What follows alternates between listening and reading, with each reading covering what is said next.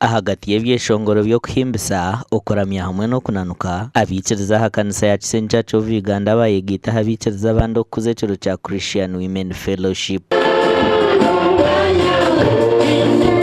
Yesu kwari kuhinduraho buri omwe nakwenda buri omwe nanda kurebe buri omwe nanda areba ogw'orugamba benimo abakyara barukushoberwa abashobirwa omu maka ganyu mwakire Yesu ab'omujunu wanyu rero muhindurweho muba basinguzi kandi abakazi bona tubaterera umuranga nko kuba bijwira erizoba tukatunga mama yitakatubure ekigambo ngo bimuke barebe Yesu bajwera omushana guzo makagabo guzo mirimo yabo no mukora abana no mubushwere ihangane kanisa bibone kugenda omisho. Mukadini wa St James Ruharo niwe yayebembera okuburira kandi yashaba abakazi okuramira amaka gabo hamwe no kutoya emico ya Maria Magdalena. Okube cyo kureberaho umuka yawe, okube cyo kureberaho abana bawe, okube cyo kureberaho kanisa nkeje.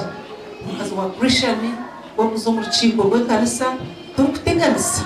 Bwento antweta bubona abakazi n'abakostayo kabo mushiki kabo mukazi bona bije twatanise hamwe tubone gukora umurimo gwa Ruhanga gesenje kuzamo no kusikana ukabwe kitinisa. Buri mwaka bikiriza Kristo n'abakoze kireki n'ekigendererwa cyo kwijuka ibikorwa bya Maria Magdalena na mnongo kuburira enjiri hamwe n'embabazi z'oburenje. Aha bwa TV West nde era Akiza.